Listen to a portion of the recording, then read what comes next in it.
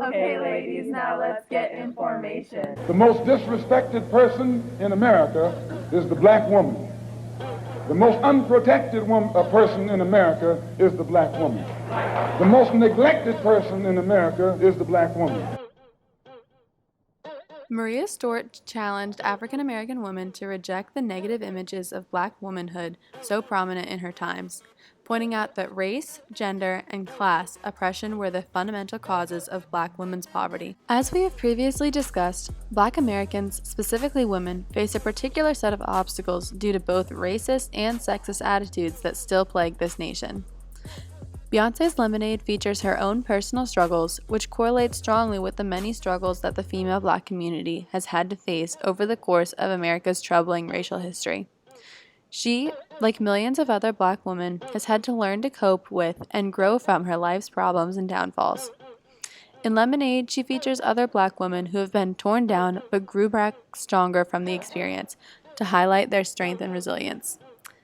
Some examples include the mothers of Trayvon Martin, Eric Gardner, and Michael Brown, Serena Williams, and Zendaya. African American women's oppression has encompassed three interdependent dimensions. First, the exploitation of black women's labor essential to the U.S. capitalism. The iron pots and kettles, symbolizing black women's long-standing ghettotization in service occupations, represents the economic dimension of oppression. Second, the political dimension of oppression has denied African American women the rights and privileges routinely extended to white male citizens. Finally, controlling images applied to black women that originated during the slave era attest to the ideological dimensions of U.S. black women's oppression. Patricia Hill Collins defines oppression as any unjust situation where systematically and over a long period of time one group denies another group access to the resources of society. Black women have faced oppression since they were brought into the United States through slavery. Beyoncé counters this oppression by portraying black women as powerful beings. She proves that black women are more than their traditional roles of mammies and whores. You sense a signal of solidarity, that these women have each other's backs. There is an implicit acknowledgement in these gatherings that once they leave the porch, they risk becoming subjected to the gross gawking and hawking from men that's typical in many urban spaces. An iconic moment in Lemonade is the porch scene where Beyoncé is regaining composure, and she is surrounded by a group of colored women. In Mock's article, Beyoncé's Simple but Radical Porch Front Politics, Mock discusses this scene. A group of black women are being seen as being threatening in today's society. What both Beyoncé and Mock seem to be getting at is how African Americans live their lives in unnecessary fear for being scrutinized for gathering in groups. Several members of society have the misconceived notion and stereotype all African Americans to being up to no good. Beyoncé's girls seem to be projecting their own empowered gaze back at the audience.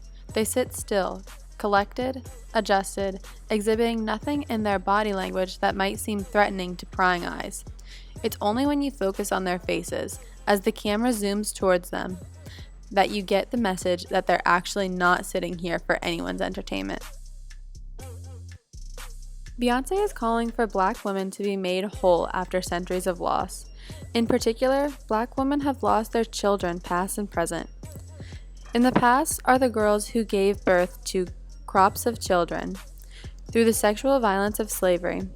In the present, we see a representation of various forms of loss from miscarriage, and the mothers who have lost children to racial violence. Throughout much of Lemonade, particularly in the last half, Beyoncé uses many landscapes that are remnants of slavery. In the resurrection, hope, and redemption sections, there are scenes featuring women on the historic Evergreen Plantation, wearing clothes typical of the Jim Crow and antebellum periods of U.S. history. These scenes often contrast past and present. In the past, they were symbols of oppression and hatred, but now Beyoncé and other women are reclaiming these places and themselves. For example, Beyoncé and Serena Williams dance in a plantation house where many slaves experienced unimaginable pain and torment. By dancing in this space, they are exhibiting freedom in a place that was largely used for oppression and injustice.